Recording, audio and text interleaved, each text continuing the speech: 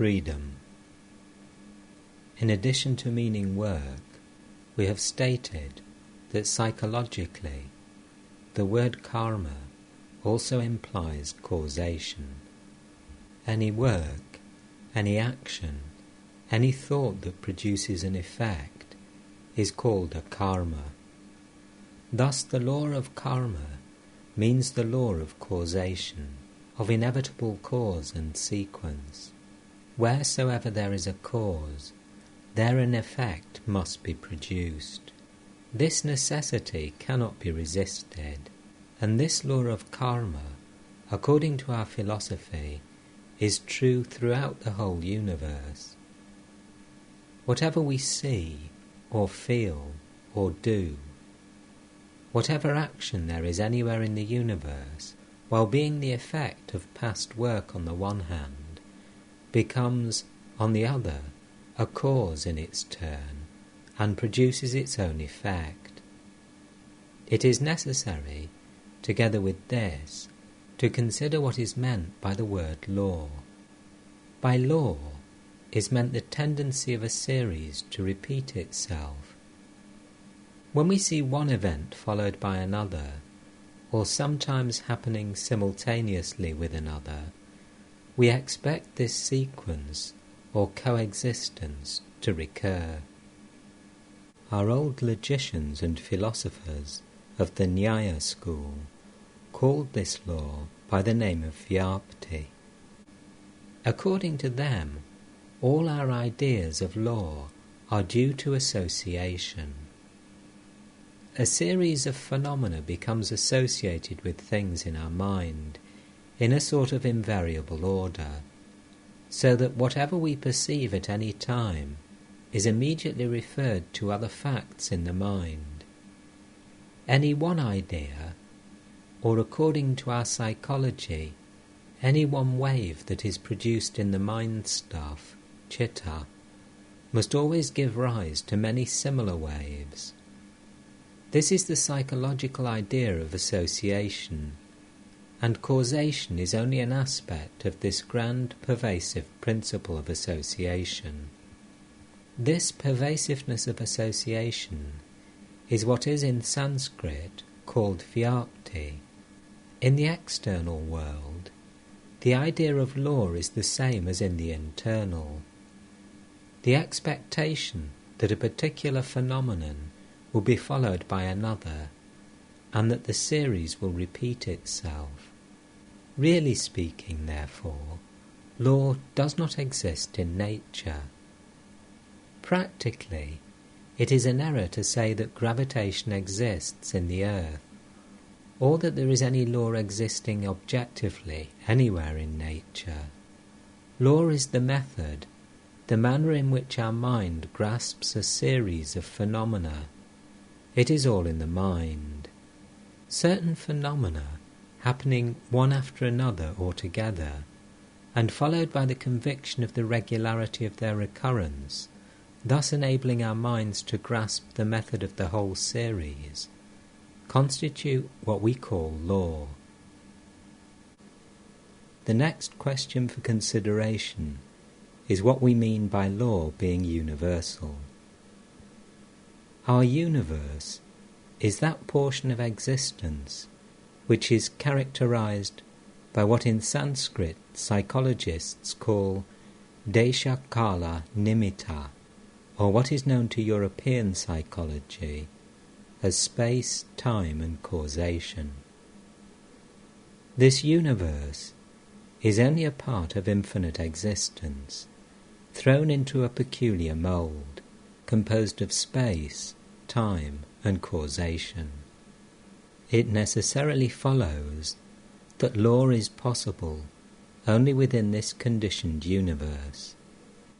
Beyond it, there cannot be any law.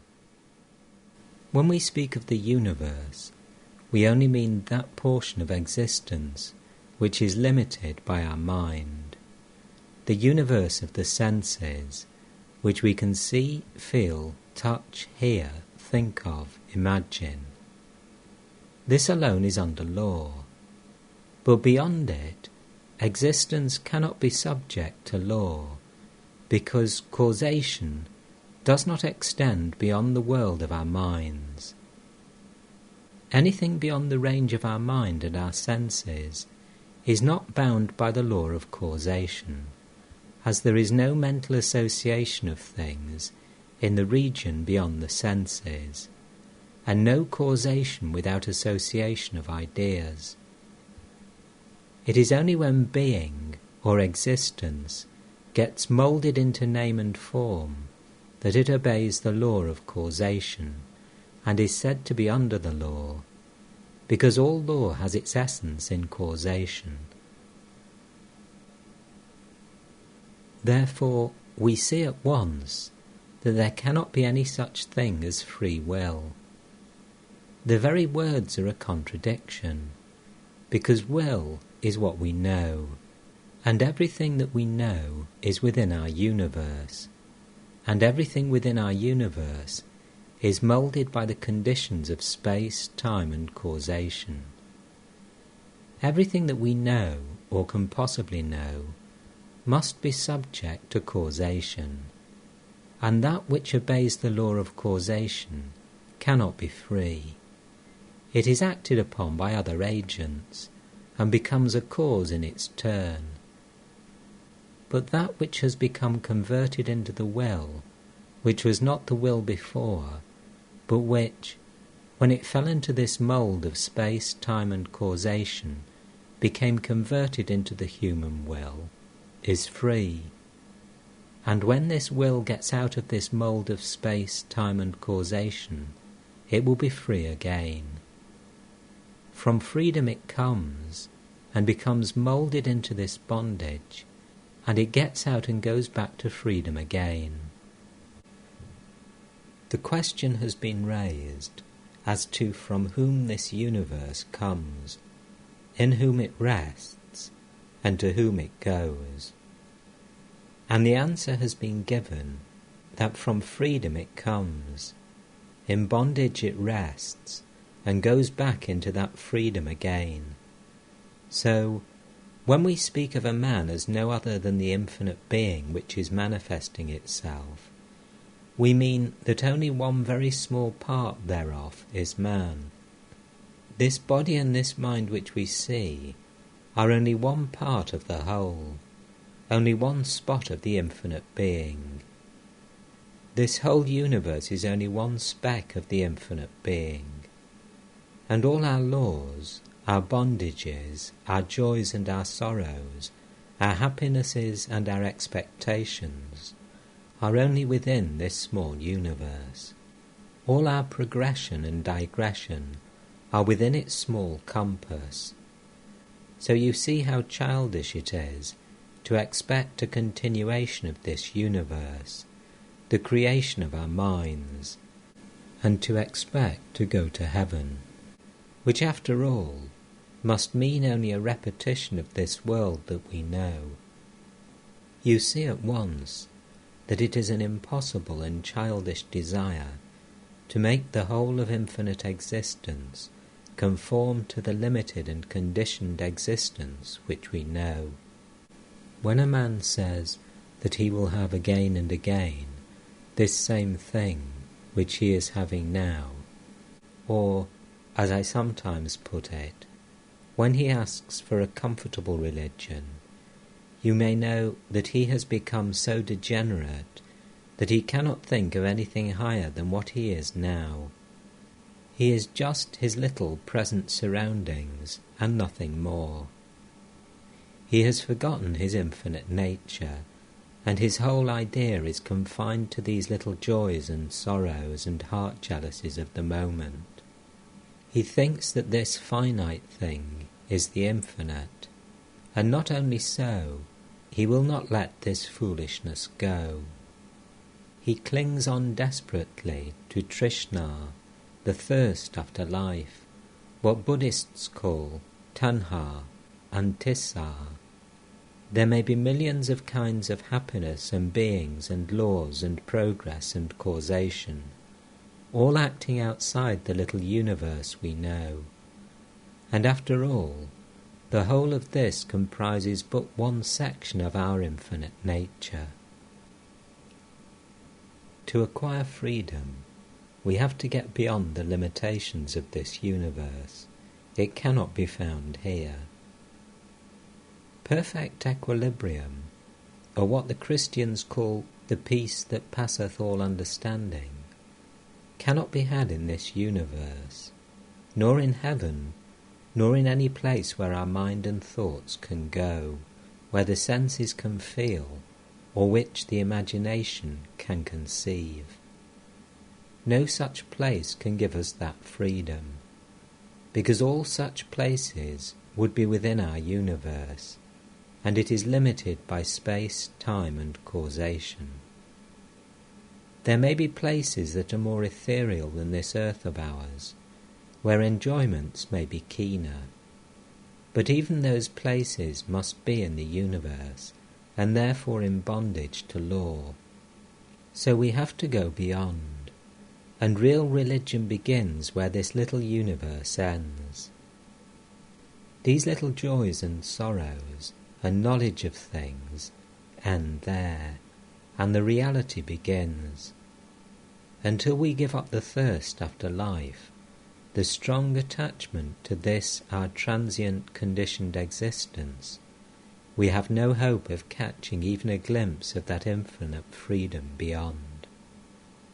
It stands to reason, then, that there is only one way to attain to that freedom which is the goal of all the noblest aspirations of mankind, and that is, by giving up this little life, giving up this little universe, giving up this earth, giving up heaven, giving up the body, giving up the mind, giving up everything that is limited and conditioned.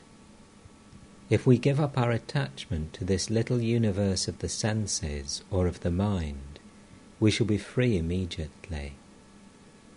The only way to come out of bondage is to go beyond all limitations of law, to go beyond causation.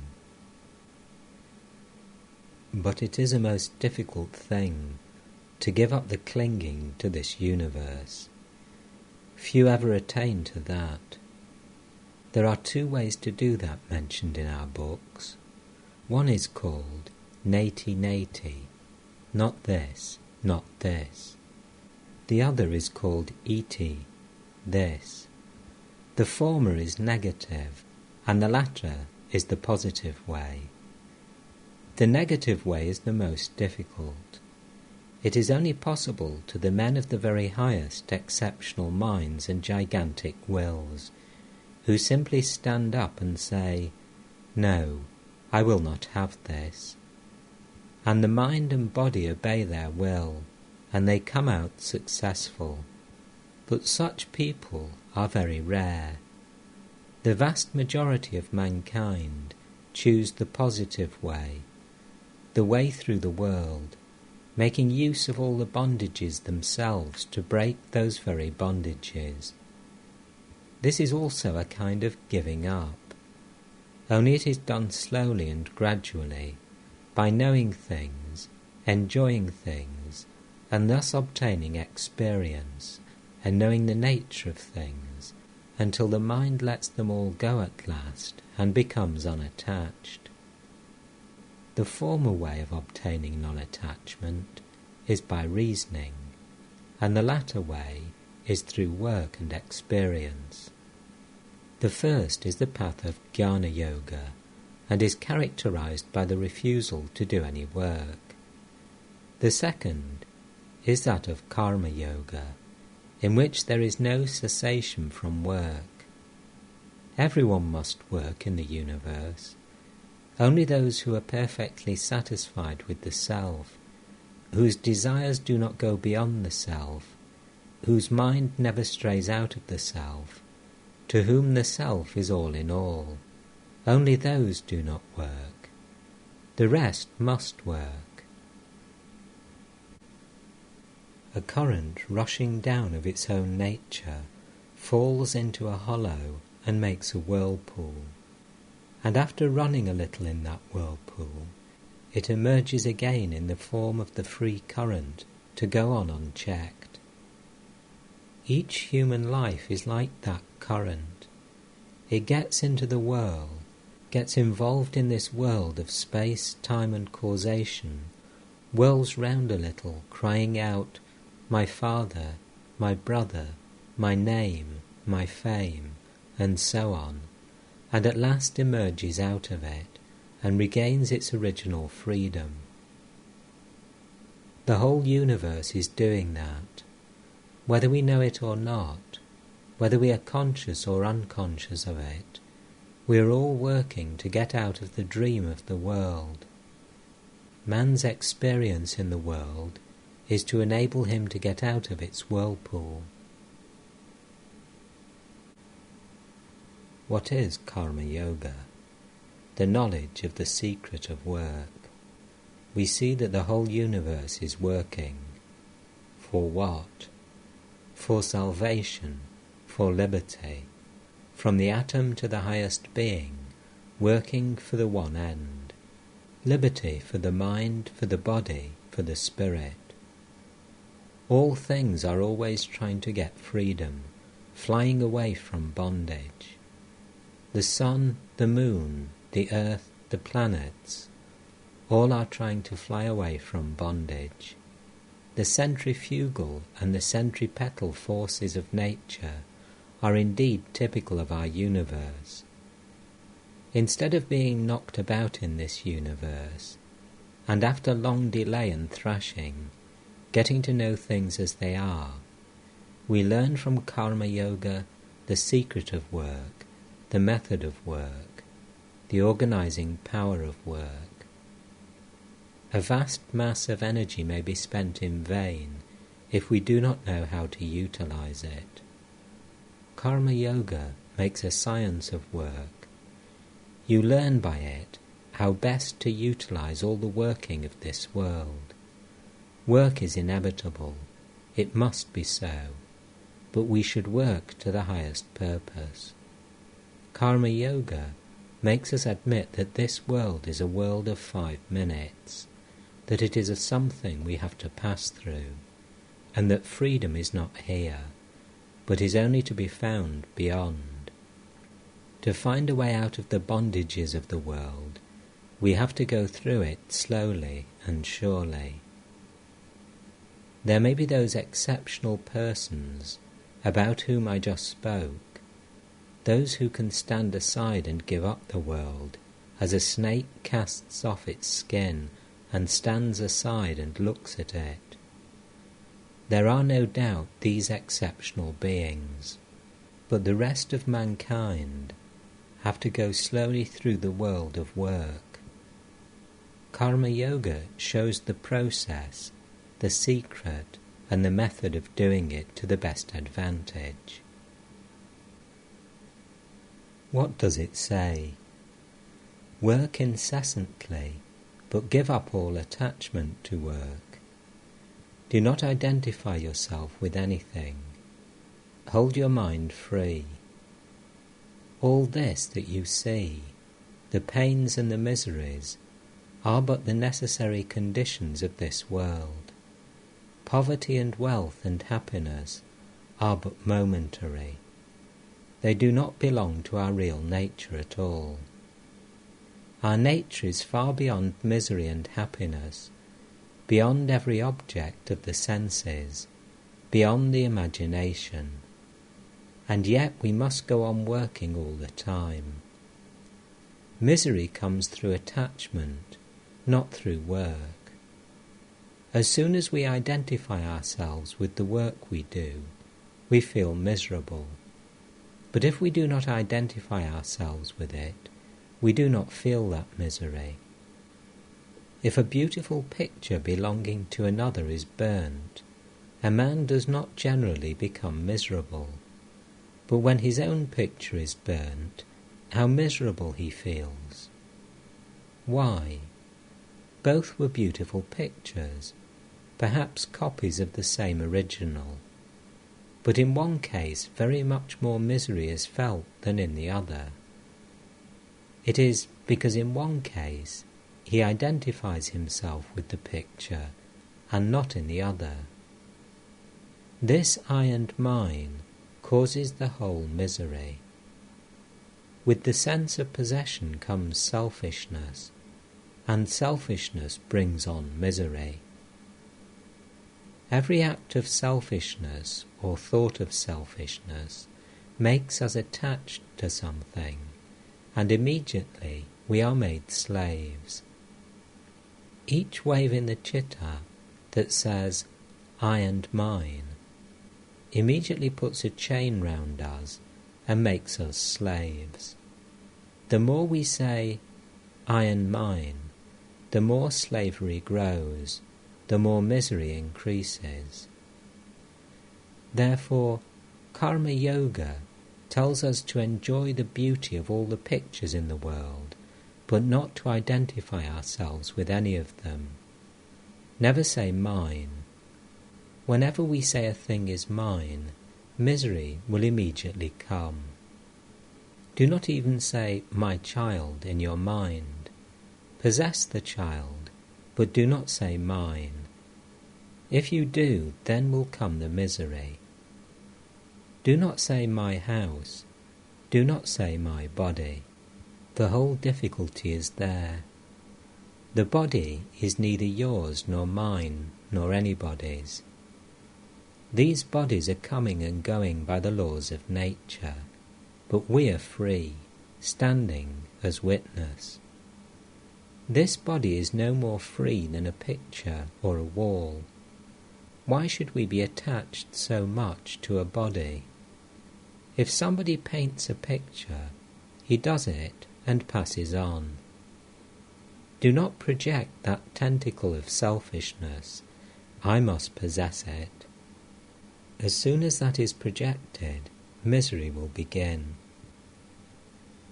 So Karma Yoga says, first destroy the tendency to project this tentacle of selfishness, and when you have the power of checking it, hold it in, and do not allow the mind to get into the ways of selfishness. Then you may go out into the world and work as much as you can.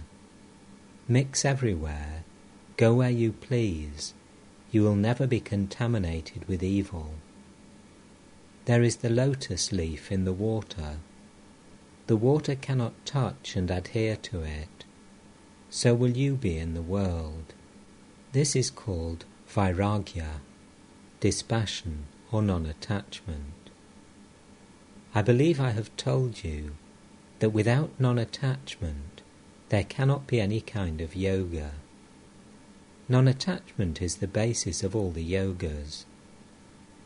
The man who gives up living in houses, wearing fine clothes and eating good food, and goes into the desert may be a most attached person. His only possession, his own body, may become everything to him. And as he lives, he will be simply struggling for the sake of his body. Non-attachment does not mean anything that we may do in relation to our external body. It is all in the mind. The binding link of I and mine is in the mind. If we have not this link with the body and with the things of the senses, we are non-attached, wherever and whatever we may be. A man may be on a throne and perfectly non-attached. Another man may be in rags and still very much attached. First we have to attain this state of non-attachment, and then to work incessantly. Karma Yoga gives us the method that will help us in giving up all attachment, though it is indeed very hard. Here are the two ways of giving up all attachment. The one is for those who do not believe in God or in any outside help. They are left to their own devices. They have simply to work with their own will, with the powers of their mind and discrimination, saying, I must be non-attached. For those who believe in God, there is another way, which is much less difficult. They give up the fruits of work unto the Lord. They work, and are never attached to the results. Whatever they see, feel, hear, or do is for Him. For whatever good work we may do, let us not claim any praise or benefit. It is the Lord's. Give up the fruits unto Him. Let us stand aside and think that we are only servants obeying the Lord, our Master, and that every impulse for action comes from Him every moment. Whatever thou worshippest, whatever thou perceivest, whatever thou doest, give up all unto Him and be at rest.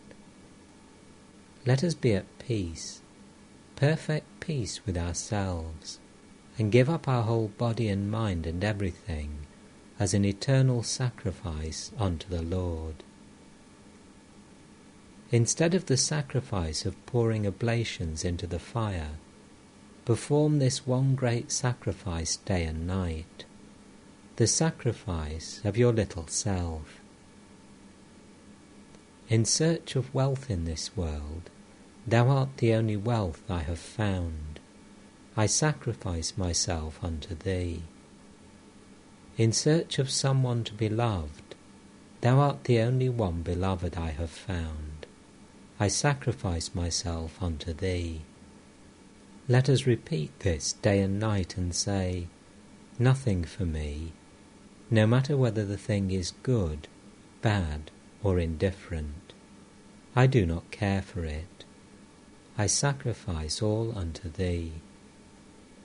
Day and night let us renounce our seeming self, until it becomes a habit with us to do so, until it gets into the blood, the nerves and the brain, and the whole body is every moment obedient to this idea of self-renunciation. Go then into the midst of the battlefield, with the roaring cannon and the din of war, and you will find yourself to be free and at peace. Karma Yoga teaches us that the ordinary idea of duty is on the lower plane. Nevertheless, all of us have to do our duty. Yet we may see that this peculiar sense of duty is very often a great cause of misery. Duty becomes a disease with us. It drags us ever forward. It catches hold of us and makes our whole life miserable. It is the bane of human life. This duty, this idea of duty, is the midday summer sun which scorches the innermost soul of mankind. Look at those poor slaves to duty. Duty leaves them no time to say prayers, no time to bathe. Duty is ever on them. They go out and work. Duty is on them. They come home and think of work for the next day. Duty is on them. It is living a slave's life, at last dropping down in the street and dying in harness like a horse. This is duty as it is understood. The only true duty is to be unattached and to work as free beings, to give up all work unto God. All our duties are His. Blessed are we that we are ordered out here. We serve our time. Whether we do it ill or well, who knows? If we do it well, we do not get the fruits. If we do it ill, neither do we get the care. Be at rest, be free, and work. This kind of freedom is a very hard thing to attain. How easy it is to interpret slavery as duty, the morbid attachment of flesh for flesh as duty. Men go out into the world and struggle and fight for money or for any other thing to which they get attached. Ask them why they do it. They say, it is a duty. It is the absurd greed for gold and gain, and they try to cover it up with a few flowers. What is duty after all? It is really the impulsion of our flesh, of our attachment. And when an attachment has become established, we call it duty. For instance, in countries where there is no marriage, there is no duty between husband and wife. When marriage comes, husband and wife live together on account of attachment. And that kind of living together becomes settled after generations. And when it becomes so settled, it becomes a duty. It is, so to say, a sort of chronic disease. When it is acute, we call it disease. When it is chronic, we call it nature. It is a disease. So when attachment becomes chronic, we baptize it with the high-sounding name of duty. We strew flowers upon it, trumpets sound for it, sacred texts are said over it, and then the whole world fights, and men earnestly rob each other for this duty's sake. Duty is good to the extent that it checks brutality. To the lowest kinds of men, who cannot have any other ideal, it is of some good. But those who want to be karma yogis must throw this idea of duty overboard. There is no duty for you and me. Whatever you have to give to the world, do give by all means, but not as a duty. Do not take any thought of that. Be not compelled. Why should you be compelled? Everything that you do under compulsion goes to build up attachment. Why should you have any duty? Resign everything unto God. In this tremendous fiery furnace, where the fire of duty scorches everybody, drink this cup of nectar and be happy. We are all simply working out His will, and have nothing to do with rewards and punishments. If you want the reward, you must also have the punishment. The only way to get out of the punishment is to give up the reward. The only way of getting out of misery is by giving up the idea of happiness, because these two are linked to each other. On one side there is happiness, on the other there is misery. On one side there is life, on the other there is death. The only way to get beyond death is to give up the love of life. Life and death are the same thing, looked at from different points.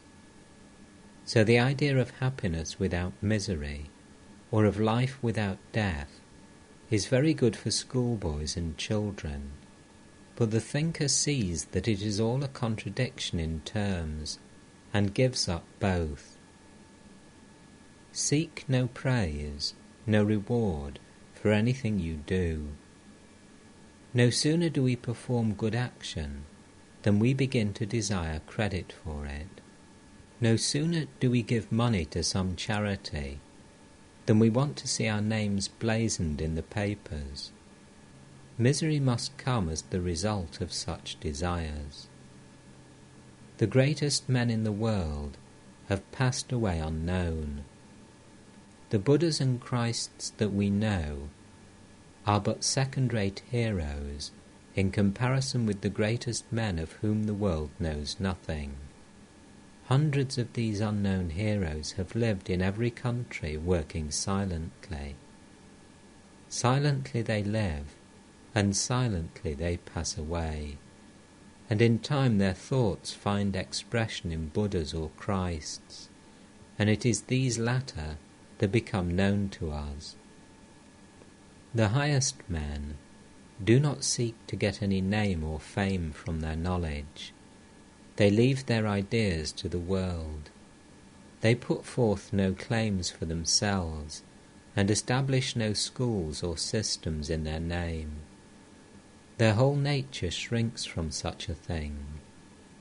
They are the pure sattvikas, who can never make any stir, but only melt down in love. I have seen one such yogi who lives in a cave in India. He is one of the most wonderful men I have ever seen.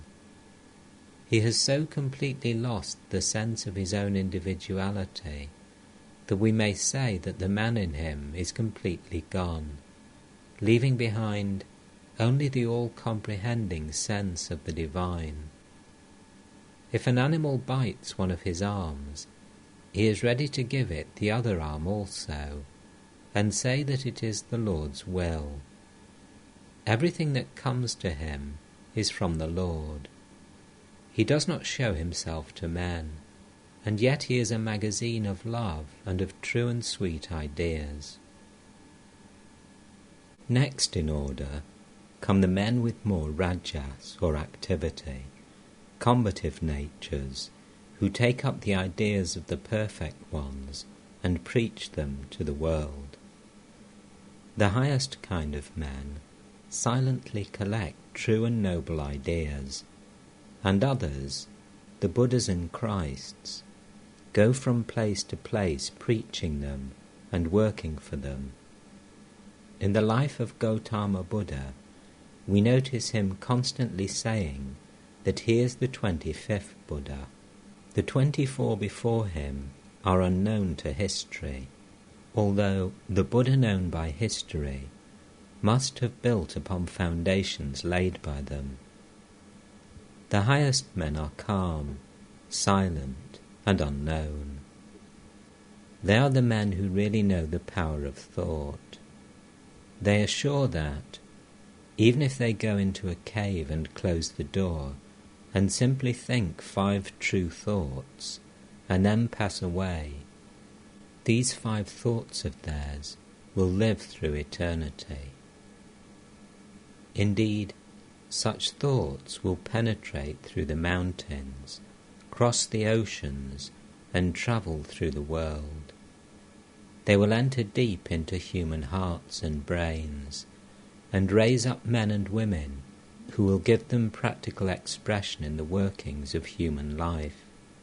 These sattvika men are too near the Lord to be active and to fight, to be working, struggling, preaching, and doing good, as they say, here on earth to humanity. The active workers, however good, have still a little remnant of ignorance left in them. When our nature has yet some impurities left in it, then alone can we work. It is in the nature of work to be impelled ordinarily by motive and by attachment. In the presence of an ever-active providence, who notes even the sparrow's fall, how can man attach any importance to his own work? Will it not be a blasphemy to do so, when we know that he is taking care of the minutest things in the world? We have only to stand in awe and reverence before him, saying, "Thy will be done." The highest men cannot work, for in them there is no attachment. Those whose whole soul is gone into the self, those whose desires are confined in the self, who have become ever associated with the self, for them there is no work. Such are indeed the highest of mankind. But apart from them, everyone else has to work. In so working, we should never think that we can help on even the least thing in this universe. We cannot. We only help ourselves in this gymnasium of the world. This is the proper attitude of work. If we work in this way, if we always remember that our present opportunity to work thus is a privilege which has been given to us, we shall never be attached to anything.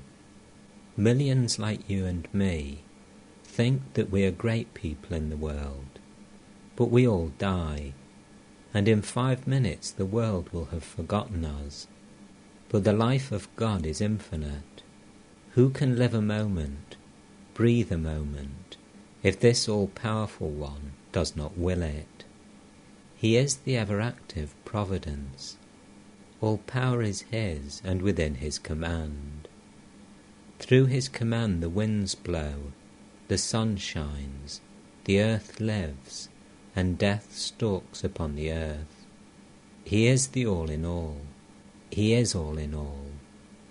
We can only worship him. Give up all fruits of work. Do good for its own sake. Then alone will come perfect non-attachment. The bonds of the heart will thus break, and we shall reap perfect freedom. This freedom is indeed the goal of Karma Yoga.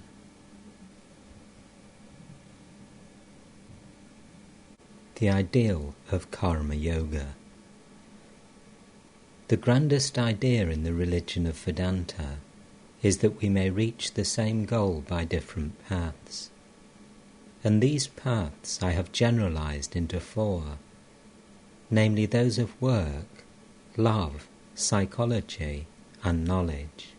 But you must, at the same time, remember that these divisions are not very marked and quite exclusive of each other. Each blends into the other. But according to the type which prevails, we name the divisions. It is not that you can find men who have no other faculty than that of work, nor that you can find men who are no more than devoted worshippers only, nor that there are men who have no more than mere knowledge. These divisions are made in accordance with the type or the tendency that may seem to prevail in a man. We have found that in the end all these 4 paths converge and become one. All religions and all methods of work and worship lead us to one and the same goal. I have already tried to point out that goal. It is freedom as I understand it. Everything that we perceive around us is struggling towards freedom, from the atom to the man, from the insentient lifeless particle of matter to the highest existence on earth, the human soul. The whole universe is in fact the result of this struggle for freedom. In all combinations, every particle is trying to go on its own way, to fly from the other particles, but the others are holding it in check. Our earth is trying to fly away from the sun, and the moon from the earth. Everything has a tendency to infinite dispersion. All that we see in the universe has for its basis this one struggle towards freedom. It is under the impulse of this tendency that the saint prays and the robber robs. When the line of action taken is not a proper one, we call it evil. And when the manifestation of it is proper and high, we call it good. But the impulse is the same, the struggle towards freedom. The saint is oppressed with the knowledge of his condition of bondage, and he wants to get rid of it, so he worships God. The thief is oppressed with the idea that he does not possess certain things, and he tries to get rid of that want, to obtain freedom from it, so he steals. Freedom is the one goal of all nature, sentient or insentient, and consciously or unconsciously, everything is struggling towards that goal. The freedom which the saint seeks is very different from that which the robber seeks. The freedom loved by the saint leads him to the enjoyment of infinite unspeakable bliss, while that on which the robber has set his heart only forges other bonds for his soul. There is to be found in every religion the manifestation of this struggle towards freedom. It is the groundwork of all morality, of unselfishness, which means getting rid of the idea that men are the same as their little body. When we see a man doing good work, helping others, it means that he cannot be confined within the limited circle of me and mine. There is no limit to this getting out of selfishness. All the great systems of ethics preach absolute unselfishness as the goal. Supposing this absolute unselfishness can be reached by a man, what becomes of him?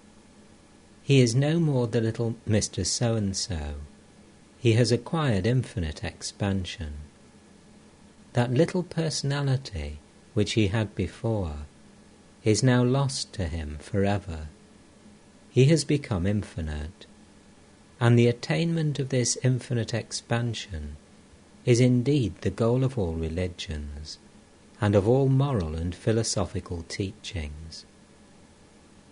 The personalist, when he hears this idea philosophically put, gets frightened.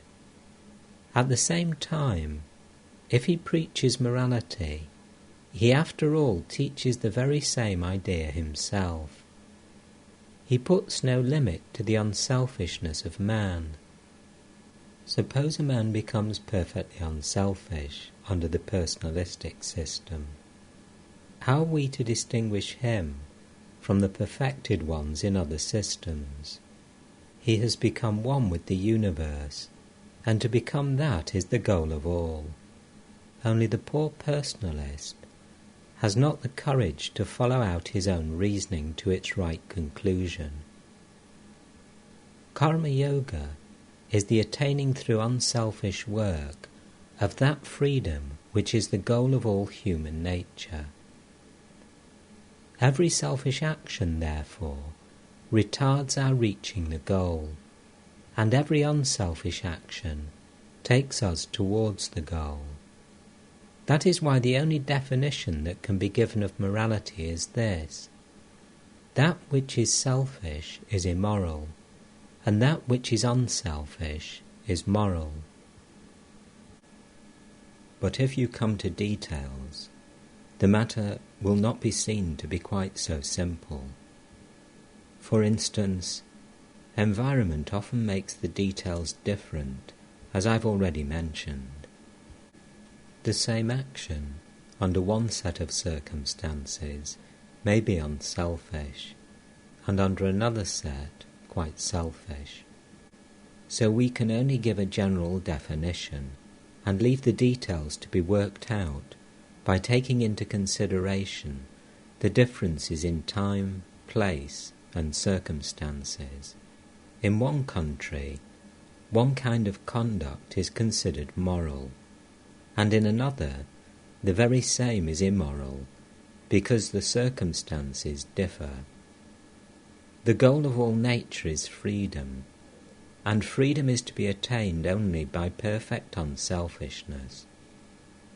Every thought, word, or deed that is unselfish takes us towards the goal, and as such is called moral.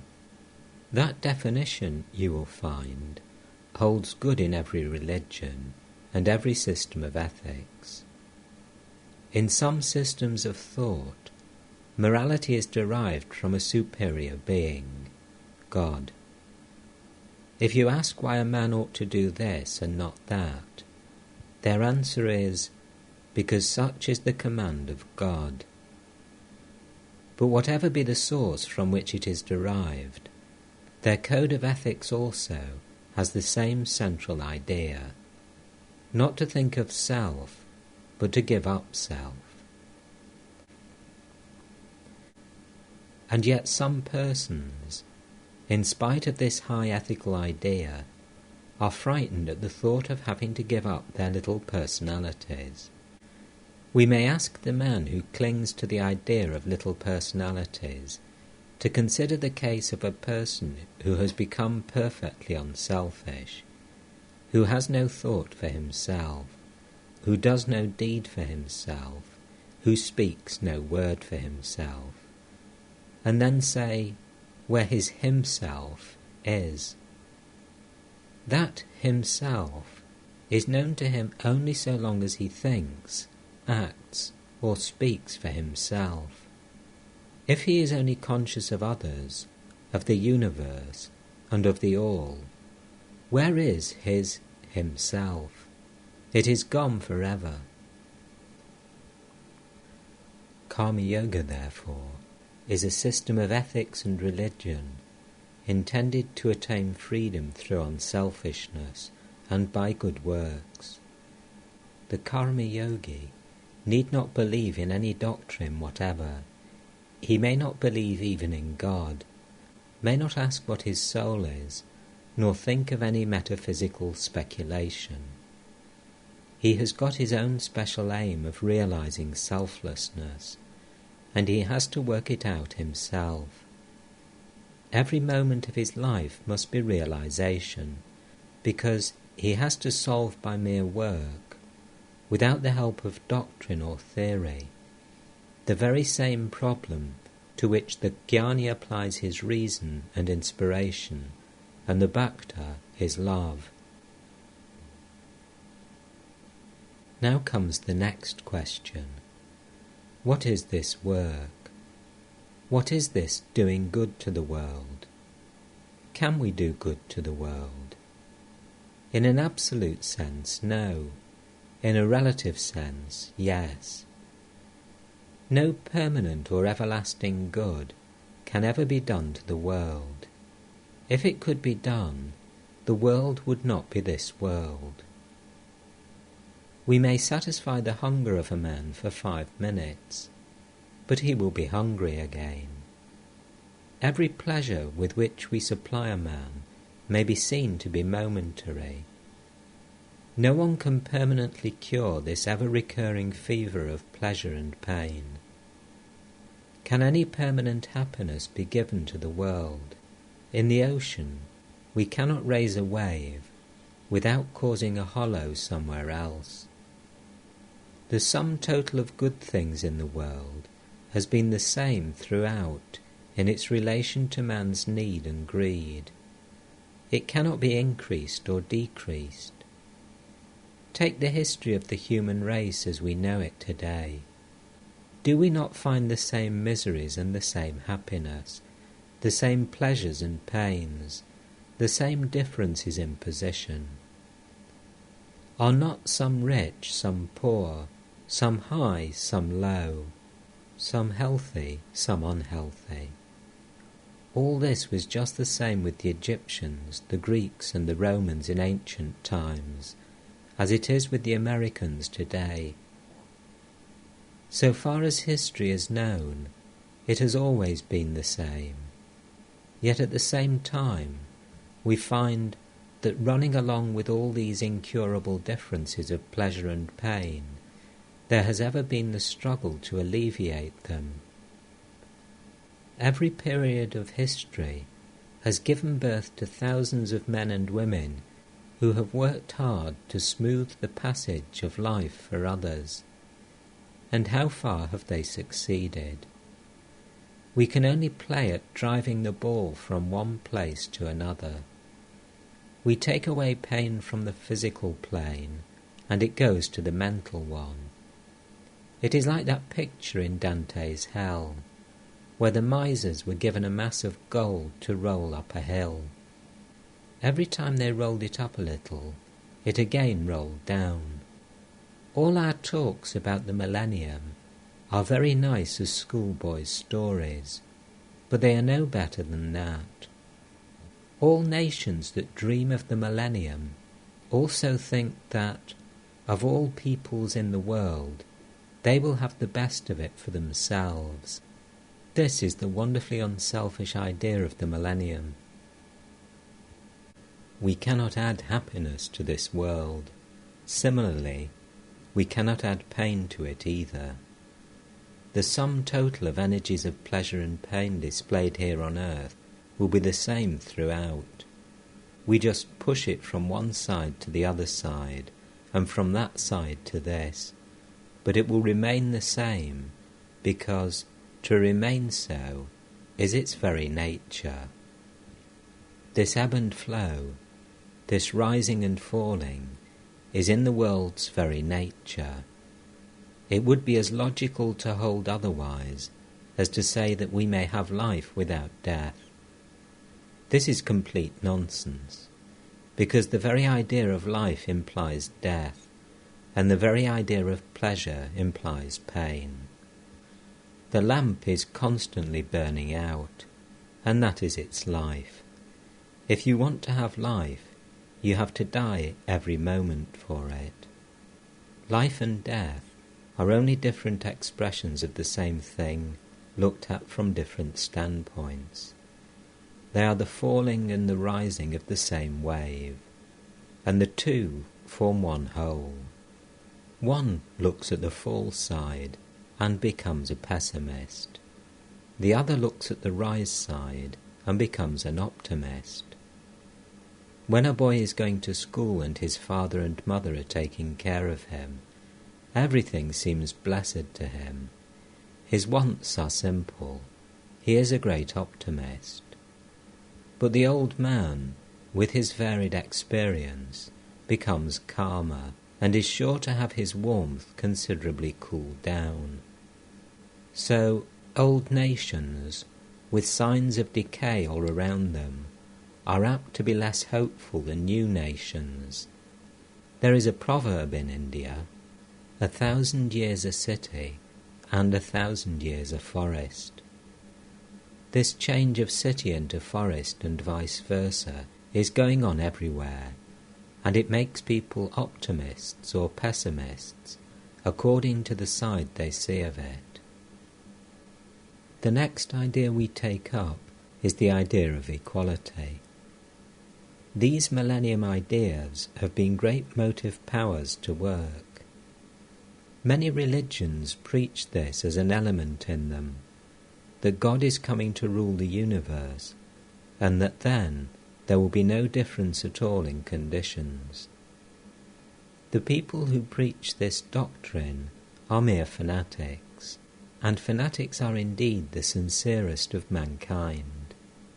Christianity was preached just on the basis of the fascination of this fanaticism, and that is what made it so attractive to the Greek and the Roman slaves. They believed that under the millennial religion there would be no more slavery, that there would be plenty to eat and drink, and therefore they flocked around the Christian standard. Those who preached the idea first were of course ignorant fanatics, but very sincere.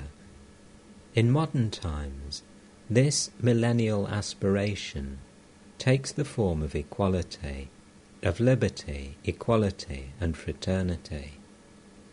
This is also fanaticism. True equality has never been, and never can be on earth.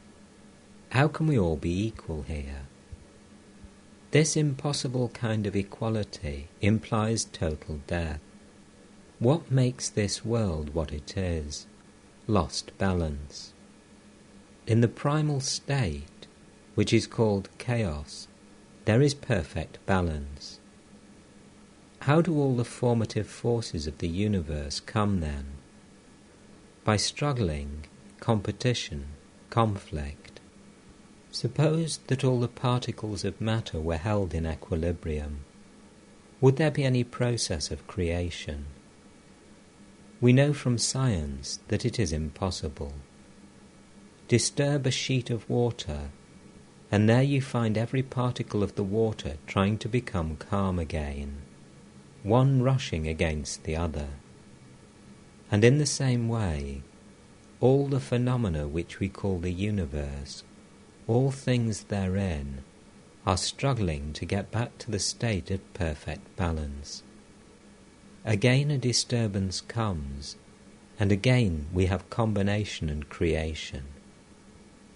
Inequality is the very basis of creation. At the same time, the forces struggling to obtain equality are as much a necessity of creation as those which destroy it. Absolute equality, that which means a perfect balance of all the struggling forces in all the planes, can never be in this world.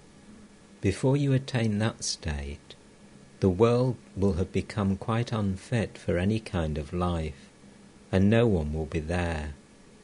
We find, therefore, that all these ideas of the millennium and of absolute equality are not only impossible, but also that if we try to carry them out, they will lead us surely enough to the day of destruction. What makes the difference between man and man? It is largely the difference in the brain. Nowadays, no one but a lunatic will say that we're all born with the same brain power. We come into the world with unequal endowments. We come as greater men or as lesser men, and there is no getting away from that prenatally determined condition. The American Indians were in this country for thousands of years, and a few handfuls of your ancestors came to their land. What difference have they caused in the appearance of the country? Why didn't the Indians make improvements and build cities, if all were equal? With your ancestors, a different sort of brain power came into the land. Different bundles of past impressions came, and they worked out and manifested themselves. Absolute non-differentiation is death. So long as this world lasts, differentiation there will and must be. And the millennium of perfect equality will come only when a cycle of creation comes to its end. Before that, equality cannot be.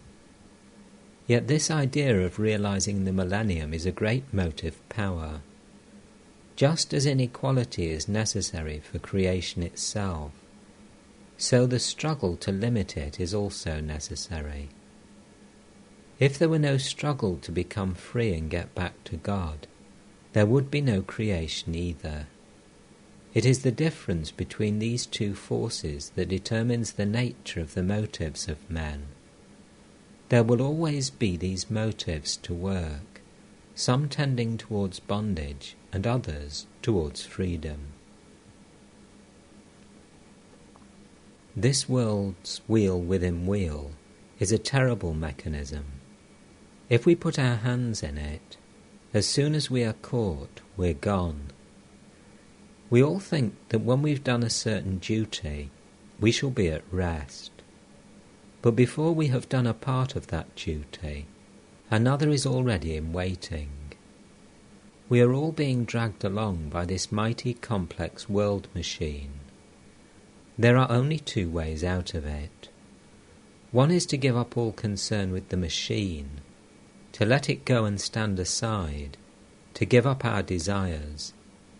That is very easy to say, but is almost impossible to do. I do not know whether in 20 million men one can do that. The other way is to plunge into the world and learn the secret of work, and that is the way of karma yoga. Do not fly away from the wheels of the world machine, but stand inside it and learn the secret of work. Through proper work done inside, it is also possible to come out. Through this machinery itself is the way out. We have now seen what work is. It is a part of nature's foundation and goes on always. Those that believe in God understand this better, because they know that God is not such an incapable being as will need our help. Although this universe will go on always, our goal is freedom. Our goal is unselfishness. And according to karma yoga, that goal is to be reached through work. All ideas of making the world perfectly happy may be good as motive powers for fanatics. But we must know that fanaticism brings forth as much evil as good. The karma yogi asks why you require any motive to work other than the inborn love of freedom. Be beyond the common worthy motives. To work you have the right, but not the fruits thereof. Man can train himself to know and to practice that, says the Karma Yogi. When the idea of doing good becomes a part of his very being, then he will not seek for any motive outside. Let us do good because it is good to do good. He who does good work even in order to get to heaven binds himself down, says the Karma Yogi. Any work that is done with the least selfish motive, instead of making us free, forges one more chain for our feet. So the only way is to give up all the fruits of work, to be unattached to them. Know that this world is not we, nor are we this world, that we are really not the body, that we really do not work. We are the self, eternally at rest and at peace. Why should we be bound by anything? It is very good to say that we should be perfectly non-attached, but what is the way to do it? Every good work we do without any ulterior motive, instead of forging a new chain, will break one of the links in the existing chains. Every good thought that we send out to the world, without thinking of any return, will be stored up there and will break one link in the chain, and make us purer and purer, until we become the purest of mortals. Yet all this may seem rather quixotic and too philosophical, more theoretical than practical. I have read many arguments against the Bhagavad Gita, and many have said that without motives you cannot work. They have never seen unselfish work except under the influence of fanaticism, and therefore they speak in that way. Let me tell you in conclusion a few words about one man who actually carried this teaching of Karma Yoga into practice. That man is Buddha. He is the one man who ever carried this into perfect practice. All the prophets of the world, except Buddha, had external motives to move them to unselfish action. The prophets of the world, with this single exception, may be divided into two sets. One set holding that they are incarnations of God come down to earth, and the other holding that they are only messengers from God. And both draw their impetus for work from outside, accept reward from outside, however highly spiritual may be the language they use. But Buddha is the only prophet who said, "I do not care to know your various theories about God. What is the use of discussing all the subtle doctrines about the soul? Do good and be good, and this will take you to freedom and to whatever truth there is." He was, in the conduct of his life, absolutely without personal motives. And what man worked more than he? Show me in history one character who has soared so high above all. The whole human race has produced but one such character, such high philosophy, such wide sympathy. This great philosopher, preaching the highest philosophy, yet had the deepest sympathy for the lowest of animals, and never put forth any claims for himself. He is the ideal Karma Yogi, acting entirely without motive, and the history of humanity shows him to have been the greatest man ever born. Beyond compare, the greatest combination of heart and brain that ever existed, the greatest soul power that has ever been manifested. He is the first great reformer the world has seen. He was the first who dared to say, "Believe not because some old manuscripts are produced. Believe not because it is your national belief, because you have been made to believe it from your childhood, but reason it all out. And after you have analysed it, then, if you find that it will do good to one and all, believe it, live up to it, and help others to live up to it." He works best who works without any motive, neither for money, nor for fame, nor for anything else. And when a man can do that, he will be a Buddha, and out of him will come the power to work in such a manner as will transform the world. This man represents the very highest ideal of karma yoga.